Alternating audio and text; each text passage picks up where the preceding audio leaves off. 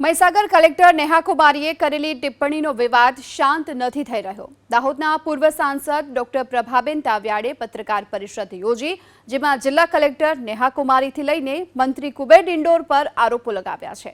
Collector Neha કુમારીએ દાવો કર્યો કે એટ્રોસિટીના 90% કેસ ખોટા અને બ્લેકમેલ કરવા માટે થાય છે।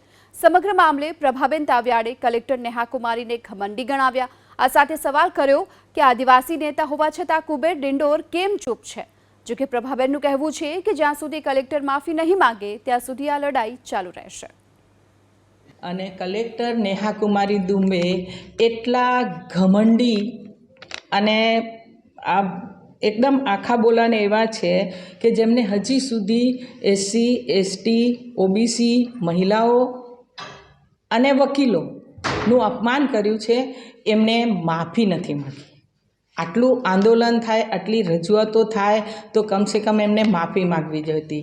આ બેન એટલા ઘમંડી અને સત્તાના મદમાં છે। અમારા આદરણીય ધારાસભ્ય ગુલાબસિંહજી, આદરણીય ધારાસભ્ય ચૈતરભાઈ વસાવા અને આદરણીય ધારાસભ્ય આનંદભાઈ પટેલ જ્યારે એમને મળવા ગયા તો એમને 45 મિનિટ સુધી બેસાડી રાખ્યા, મુલાકાત નહીં આપી અને કહેવડાવી દીધું કે મામલતદારને મળી રહો। તો અમદાવાદમાં આ બેન જ્યારે ડેપ્યુટી કમિશનર પદે હતા ત્યારે માલધારી સમાજની બહેનો ત્યાં રજૂઆત કરવા ગઈ તો આ નેહા કુમારી બહેન એ દંડો લઈને આ બહેનો પાછળ પડ્યા ને હટ ચાલી હટ હરામી સાલી આવા શબ્દો એમને ત્યાં પણ ઉચ્ચાર્યા છે। એનો વિડીયો પણ વાયરલ થયેલો છે।